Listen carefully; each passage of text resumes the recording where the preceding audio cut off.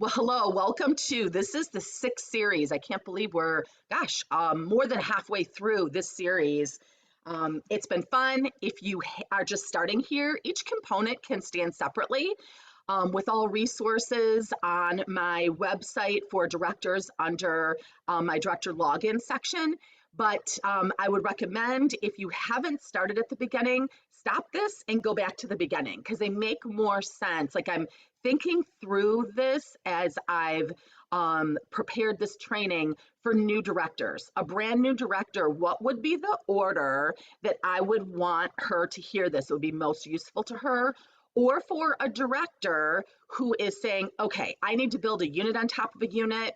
I need to rebuild a unit. I want to grow exponentially fast. I want to circle back around and shore up my foundation. I'd still go back to number one and do them in order. So the sixth session is on selling events and promotions. So selling events and promotions. And I'm also adding in activity status and unit size because that is confusing for a lot of new directors and seasoned directors. So we're going to start at the start with unit size, and then I'll go into promotions and selling events. Honestly, new directors are the most familiar with unit size because you know you have 30 people in your unit because that's the number. You know, if the number changes, then it's whatever that number is. We've been as low as 23. I think 30 has been, that's what I had to do when we're back at 30. But whatever the unit size is that you had to have to finish your DIQ, you were real clear. You were tracking unit size. You knew exactly at any minute of any day, especially that last week of DIQ, what your unit size was. And your whole job was prioritized around unit size, because it didn't matter how many faces you did, how many skincare sets, or how many interviews you did. If you did not have 30 active team members on the computer, then that part of director qualification wasn't filled and you're not a director. And we also know that production follows people. So 30 people are going to order more than 10 people are. So unit size always matters. Unit as a new director though, and I just thought about that this morning when I was preparing this, new directors are always looking for active people. So they look at their unit size as active, but then once you become a sales director with Mary Kay, if the company's ever doing a unit size promotion or you're being recognized, like I track my director's unit size, it's all active, right? So it's N1 and N2. That means new first month, new second month. As soon as someone puts an order in, they become active as long as it's a 225, correct? So someone's just an N1 or an N2 if they're new in their first 2 calendar months. Their agreement went in this calendar month or next. It's not 60 days. It could be the 30th of November, and then it's through the end of December. That's their first and second month. So that's N1 and N2. As soon as they place a 225 or more, they become an A1. And then the next month, they're an A2. So it's active 1, active 2, active 3. So at the end of that third month of activity, if they haven't placed a 225 cumulative in their A2 or A3, then it flips over to inactive 1, inactive 2, inactive 3. At any time in there, the inactive, they have to do a 225 to get their 50%. Whereas in an A2 or A3 month, they can do a cumulative 225. And then again, they become active that month, and that's their A1 month, then their A2 month, their A3 month. And so with a seasoned director, and when I'm talking about tracking unit size here, I'm talking about what the company talks about as your unit size. N1 through I3s. That's your unit size. T's do not count on your unit size.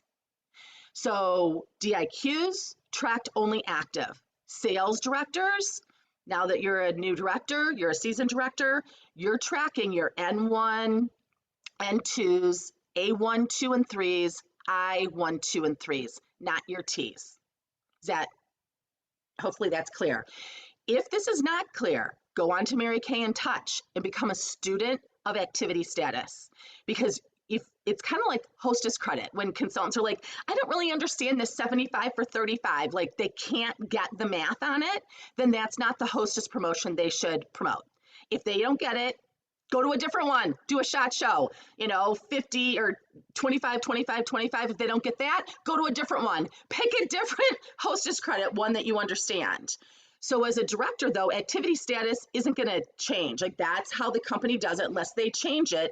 So you need to understand that for your consultants. Also, too, when you have assistants that are supporting you, obviously they need to understand that because if you're tracking unit size, you need to know. I mean, if you don't track it correctly, you could be off by a lot of people, and that is not good. T's do not count in unit size at all. T's 1 through 6, and I think T7 has a choice to restart with a new consultant number or to order.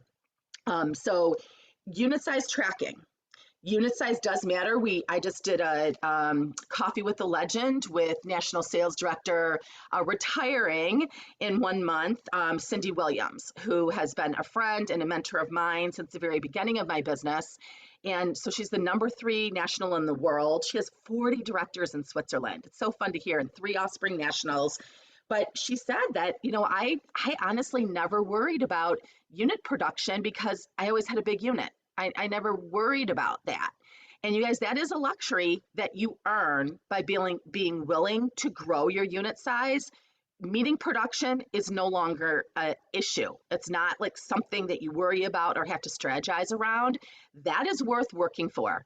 That's why the company does the new director programs in their first year, so you have growth. Right now, it's every quarter, having 6 Great Start qualifieds, hitting your production. Same thing with directors. I didn't know this, but my first year as a director doing Queen's Court of Sales to give Queen's Court of Recruiting that put me in Cadillac. So working through people, building a wide base, getting to 150 people ASAP. I've never worried about not doing production. I've, always had a director paycheck. So I highly recommend it. It's a much less stressful way to build your business, and it's in your control. It's not in your unit's control. Just like a unit does not happen unless a DIQ does activity to make it happen. Unless she has a superstar that does all the recruiting, and then she goes off and becomes a director, and that director doesn't have a unit. So with directors, that is totally in your control. So that may be your first goal right now, is getting your unit size up to a certain place so that you are never worried about. And like first, it's just having a base unit that does 5,000, then a base unit that does your car production, and then a base unit that does Equinox production, and then a base unit that does Cadillac production, and then a base unit that does trip production. You grow it that way. So a base that does that, because then anything that's new on top of that is icing on the cake. So even if something happens in your life and you can't be as hands-on as you'd like to be, or can be at times, you still have a steady paycheck. You get to decide if you want a steady paycheck in this business. When people say this business supports you when you can't work it, you grow it to that place that it can do that. And that, I think, is really important. That was really important to Mary Kay. She wanted you to have a business that could pay your bills and was stable. So let's look at tracking unit size. And so I'm going to have these posted on under my resources. But let's just talk about a brand new director. So a brand new director has 30 people. Right? So let's say she had 30 people. Right now we're in November. So she had 30 people the end of October to finish DIQ. So this is her first month, is November. So she ended October with 30, but then she had 3 people that were active or I3s. So they counted in her unit, right? They were inactive. So actually she wouldn't. She inactive did not count towards her unit. So she had 3 I3s. They're going to fall off and become Ts. So she ended October with 30. So with the new director, this example isn't exactly right because she had 30 active. A new director is probably going to go, she could go probably 3 more months. The company has the new promotions every 3 months, because every 3 months after you become a director, there's a clump of people that just ordered to help you finish directorship and they fall off. And the company knows that. And so they're making sure that you're filling in those people so that you continue to grow your unit versus you get back down to a DIQ team of 10. So let's just say you finished October with 30. 3 people were I3s, so you start November with 27, right? You lost 3. When you're tracking unit size, you're not just picking out these fictitious numbers. Your unit size is actually a promotion. You know, I'm hoping that this training challenges your thought on selling events and promotions, because so many times I just see people doing promotions for the sake of doing promotions and because they're copying other people's promotions and it's working for someone else and so they're doing it. A promotion is to promote activity, which promotes production and unit growth for your unit. And so that's very specific for your unit. So I can go on the internet, I can go to an event and I can hear 50 million ideas, but if it doesn't line up with what my unit size goal is, my area size goal is, my next car, my triple star, whatever it is that you're going for, then I don't need that idea. I may save it because it's a cute flyer for a different time, but it's not something I need. Right now, I know if I had 30 the end of October, I start November with 27, and I want to do my fabulous 50s by the end of December. So I'm a new director. I'm like, I want to get fabulous 50s done, because as long as I do fabulous 50s, hit 50 unit members and hit one of those new director programs, and it doesn't have to be in the same quarter, you get another $1,000 bonus. That's a big deal. And that's an accolade that you can only have once. So my goal is to hit 50 by the end of December.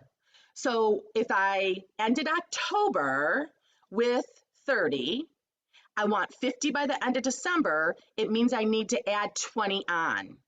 See, I'm subtracting from what I ended in October, not what I lost with attrition starting in November. I'm going to teach you how to beat attrition. Because otherwise, what I see happening with directors is they say they want this unit size, and at the end of the seminar year, the majority have the same unit size or less. And you can't expect an exponentially higher unit club or income with the same unit size or less unless you've off-sprung multiple directors and you'd stayed stable. So your unit size stayed here, but 30 people went through your unit for this unit, 30 went through for this unit. Do you understand what I'm saying? So my goal is to be fabulous 50s. So what I do in November is I make a tracking sheet. And right here, I started it at 28, 29, and 30 to start my November. I draw a line under 30 because I got to get back to 30 just to beat attrition, just to stay the same as where I ended October. And then I add 10 on, because remember I took 50, I subtracted 30 equals 20. Between November and December, I had to grow each month by 10. So I add on those 10, so by the end of November, my job description is to get to 40. And so just like a DIQ, her job description is not calling someone to answer a question if she does not have an interview, a booking, etc. She's a dog with a bone to get those agreements in. And then with those agreements, she's getting them activated, qualified, or inventoried, right? So that's your job. This is my job, to get 50 people by the end of November. This is my job. So those people can be Ts who reactivate. So that could be a promotion. Promoting something to your Ts to get there. And I usually don't do a 225. I do a 250. I up it a little bit. I mean, there's lots of different things. On Amazon, you can get earrings for inexpensive, pay for their shipping. Some people do gift cards, lots of different options, and it's targeted just to them, just to the T's, and it could be to the I's also. So you don't have to mess around with getting them reactivated. You guys, there's different times of the year, product launches, holidays that are really easy to get people reactivated just for themselves, for their own products, etc. So the goal by the end of this month is to have this filled up. So I don't just need 10, I need 13, right? Reactivated or agreements. So that shows you for a new consultant. Let's just give you another example. let's say that you have 50 people in your unit right now. So this is the new director that's starting the end of December, the example I just gave. Or this is you. You have 50 people. You have 50 people as of November 1st. So if you're a seasoned director, just look at what your unit size is right now. Don't like confuse yourself and go back. What did I have in October? Who fell off? Like, let's just make this simple. Where are you at right now? What does the company say that you have unit size right now with N1s, N2s, A1s through 3s, and I1 through 3s? Write that down. I'm saying it's 50 for the sake of this example. So you have 50 people in your unit right now, whenever you're listening to this. And then by the end of June, I want 100. End of the seminar year. What do you want by the end of the seminar year? I want 100 because that's going to give me my triple star because I'm going to do quarter sales and quarter recruiting, and that's going to give me a unit club. That's going to put me in a Cadillac. That is going to, I mean, whatever. You know the Mary Kay math. If you're a seasoned director, what does your unit size need to be to reach that goal by the end of June? So if I have 50 right now and I take 100, minus 50, it means I need 50 more people by the end of June. I divide it by the 8 months, November, December, January through June. I get 6.25 people. There's no such thing as a 2.5. So I'm going to kick it up to 7. We're going to get 7 new people a month. So this is my tracking sheet for this month. I have to go from 50 right now. That's 50 unit size right now. Attrition has already been taken off of the computer. It's already flipped to the new month. I'm going to add on those 7 people. So I have to be at 57 by the end of this month. And then we go through November and I get to 57 by the end of the month. And then December rolls over and I end up at 52. It happens every time. You can sit there and be disappointed or frustrated with it. And people are like, oh my gosh, I always got to add people. You guys, be happy because there's some people you don't want in there any longer anyways. And all companies continue to hire. This is a business. There's always people coming in and there's people going out and there's people staying. So at the end of November, my December tracking sheet, I have to go to 53 because I ended up, it flips over, I have 52. So I need to go back 53, 54, 55, 56, 57 just to break even. And then I'm adding on my 7 people, right?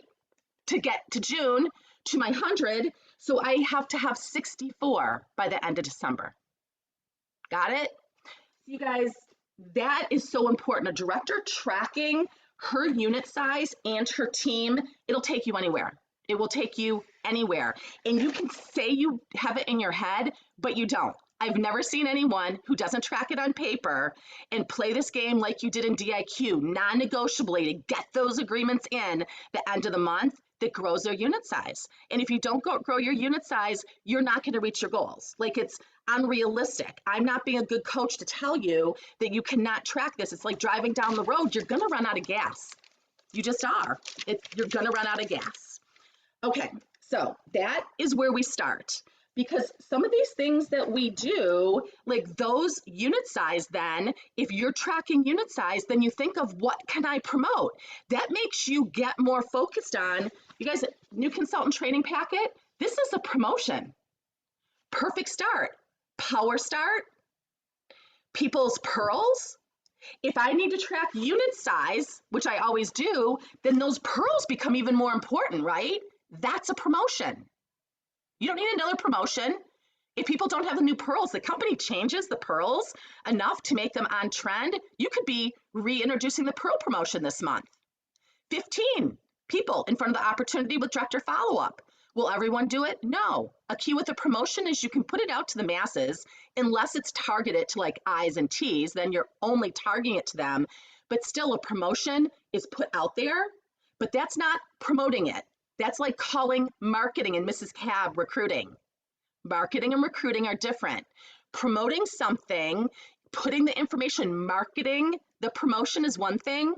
The promoting of it comes in the conversation with the person and figuring out what's in it for them. Why do they want to get their 10 interviews in? Do they want the pearls of sharing? If they're a gift girl, she may do it just for that.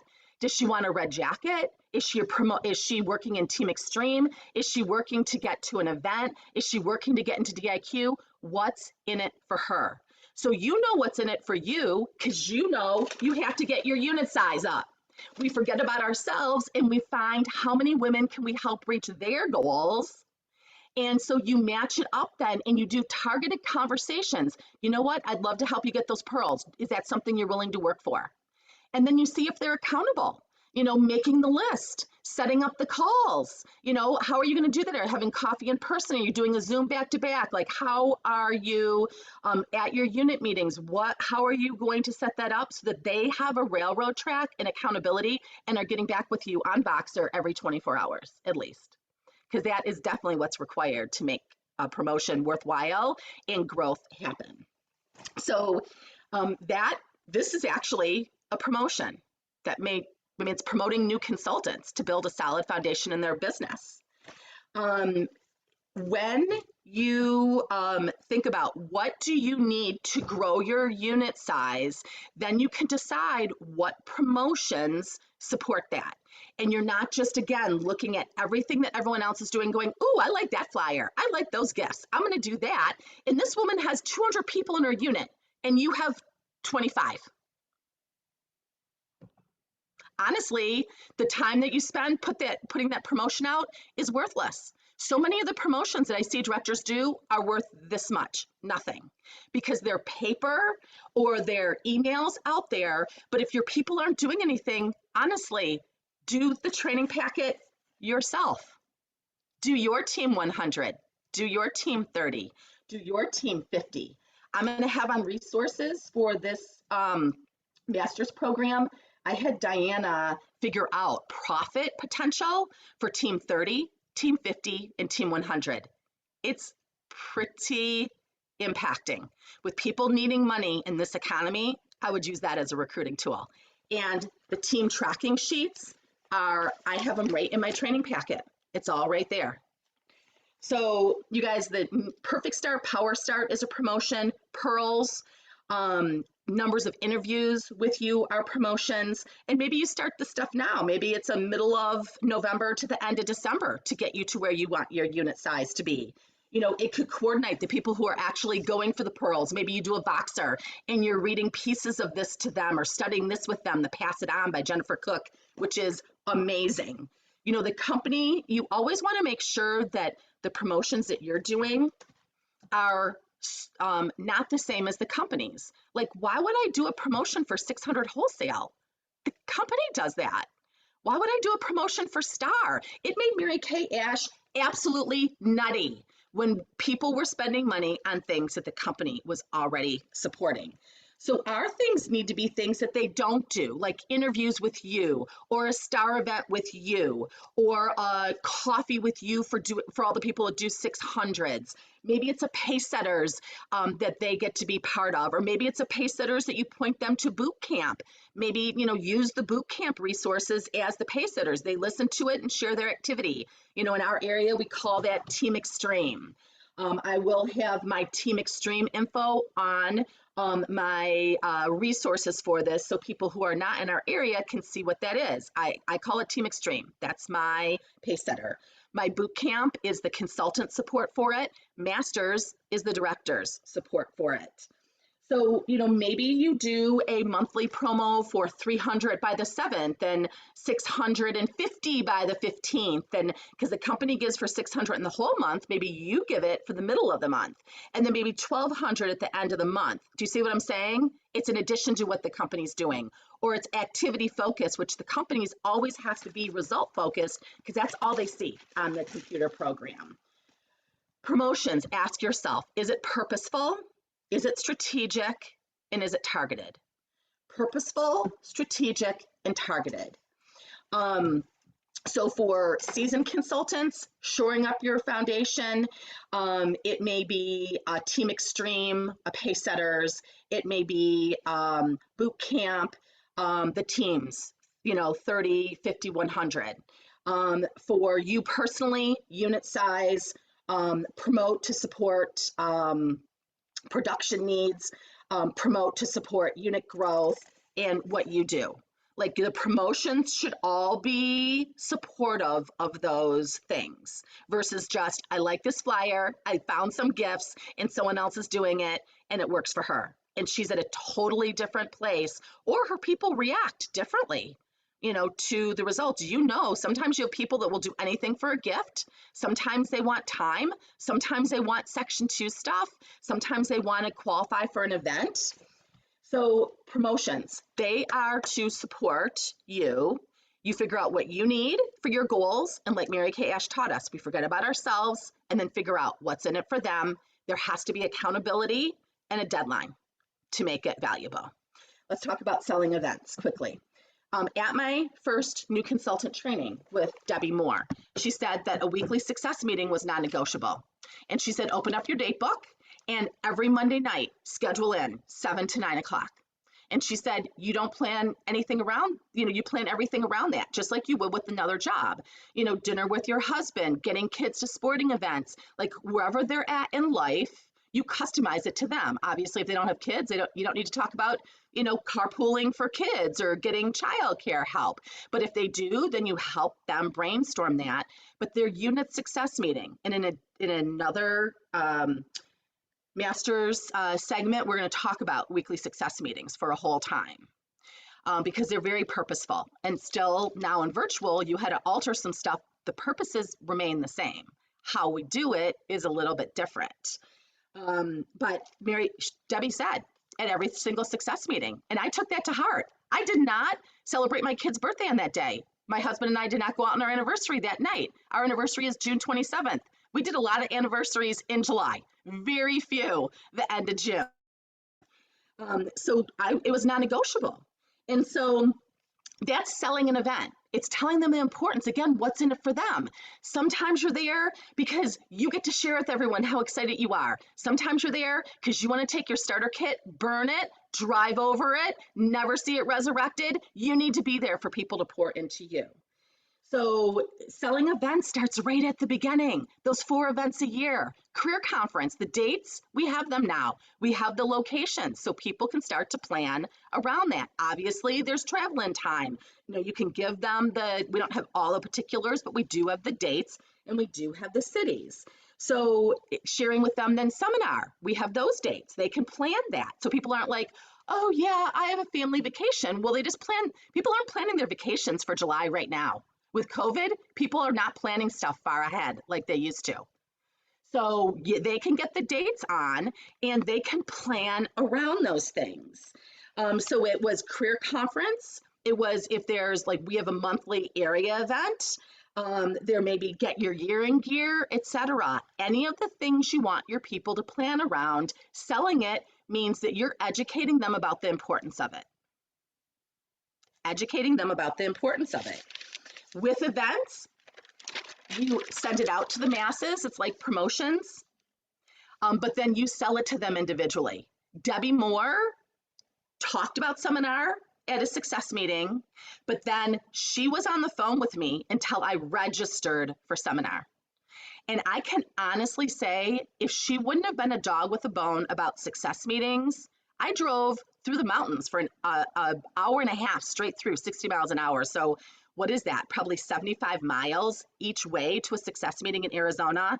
That's how I met National Sales Director Cindy Williams, because her cousin was my adopted director, now National Sales Director Mary Durr. But if Debbie Moore wouldn't have been that, if she wouldn't have said meetings were non-negotiable, I probably wouldn't still be in Mary Kay because of what my first year in Douglas, Arizona looked like. And if she would have accepted my excuses that I'm getting married, I'm moving, I just quit my job, I'll go to seminar next year, a couple months after I started my business, we wouldn't be having this conversation because I needed to see what I saw at seminar to get me through that next year. So first, obviously, Debbie Moore was sold on the importance of these events. It sold me on the importance of the events. When I hear directors, when I ask, why isn't she going? Whatever she says, I can tell if that director sold out on events or not. Because if she's not, she's going to buy their circumstances or their excuse. Literally, my family, I had a grandparent die, went to seminar as a a top 3 director speaking, came home and did my grandma's eulogy. I've gotten on a plane after getting off stage and flown to my brother's wedding reception and missed part of it because it was my first $1 million year. And I can tell you what, my dad was a CPA. No, it wouldn't have mattered whose wedding it was on April 14th. He would not have been there at all. But see, I've always respected my job as a business. And so my family knows that. And so you get to determine if this is a business that pays bills for you, then the choices you make and how people view it, it's based on the choices you make. And that is your family and friends, but it's also the people you're leading. And so being sold yourself, if I wouldn't have gone to a Mary Kay event to start with, I wouldn't have signed up because I needed to see more than Nancy Murata, who did not need a stitch of money. Not a stitch of money. Her in-laws were Mr. Coffee. So when I went to her starter home, I'm like, I'm all in this Mary Kay. It was probably a $2 million home in the wealthiest area of Cleveland. I'm like, I'm in. Little did I know that had nothing to do with Mary Kay. Money, she just started her Mary Kay business for friends and to learn, have confidence and do something different. So, but I would not have signed up because no one was giving me a multi-million-dollar business. I had credit card debt. I had an apartment to pay for. I had a husband, a fiance who was going to be making $14,400 a year as a federal agent to defend our country. And he eats more than that. And I joke about it, but he turned 60 next year. He still eats more than $14,400 a year. So if I wouldn't have gone to those events, I know the importance of them. And you guys, they're just as impacting. I mean, obviously we know being with flesh and blood is fantastic and always better, but I can see our area has grown faster this year in the last 18 months than it ever has in my 17 years as a national. And I've been behind a computer screen. You guys, there's women that are out there that are hungry and starving. I've done strategically every quarter events so I can be with the leadership team. I give them an opportunity to be physically with me, but there is no excuse in the book not to be building a business using this virtual world and using the in-person world for events because they're just as effective. We see guests getting off every single time our area events going, oh my gosh, I just loved being with those women. I love how your family feels. I love how this company feels. I love what this company is about. If you don't have that love for the company and what this is all about, you need to read this book ASAP. You will fall back in love with Mary Kay Ash. You will read stories about her that I didn't know. And you will be sold out to go out and do this the Mary Kay way because there's lots of women that want to be part of what Mary Kay created this to be. Not just a direct selling company, not just a side hustle, not just a way to make extra money. We sell hope. That's the most important thing we sell. Always have, always will. So those events in person, I want you to evaluate. You have some opportunities to get people to weekly success meetings, get people to come to your parties, your virtual parties and in-person parties. So you're earning while they're learning. With all events, you're earning while they're learning. So when you do a success meeting, you have guests there. So the sales, you're earning while they're learning. When you do skincare classes, when you're teaching, you're earning while they're learning. Always apply that too. So you're selling the event for what's in it for them. Why should they be there? What are they going to get out of it? Or honestly, if they're new and they don't get it, just say, you got to trust me. And I want to see if people are going to trust me. Cindy Williams, I've heard Gloria say, a lot of the retiring nationals, pay attention to who sticks close to you. Mary Kay always said, she who shows up goes up. Those are the ones you want to invest into. We love everyone unconditionally, but we invest our time very conditionally. So you be clear on what events are important and what promotions are important and why for them, and see who then takes advantage of it. You guys, that is a sure sign of the wise versus the person who is either making up her own rules, is on her own program, or foolish, is going to make an excuse or shoot the messenger. That's at Henry Cloud training and necessary endings. I think that is very supportive of the selling events and selling promotions if you're tuning yourself up on those skills. So recap, unit size this month, tracking your unit size this month. So where are you at right now? And where are you going to be by the end of the seminar year? So how many do you need to add on this month? And then what does your unit size have to be? Not how many just you have to add on. It's what your unit size has to be, because you have to backtrack and fill in the attrition. I want you to make out those sheets for this month, for November, for December, for January, for February. You can make it up. You know how many are going to be added on. You're just going to add in the attrition that has to be made up when a month flips over. And I want you to send that to pictures of all those to your senior director, or if you don't have a senior director, then you pick a power partner that you are sharing those with, another sales director. Next, I want you to think and pray through what supports what you need, what promotions support what you need right now in this next 2 months to end this calendar year, and then by the next quarter. I always figured out what I needed, from event to event. It was like leadership to career conference to seminar to fall retreat to leadership conference. And then, also, once you are promoting something and you're talking to people, I never count on 100% of the people doing what they say they're going to do, because they don't.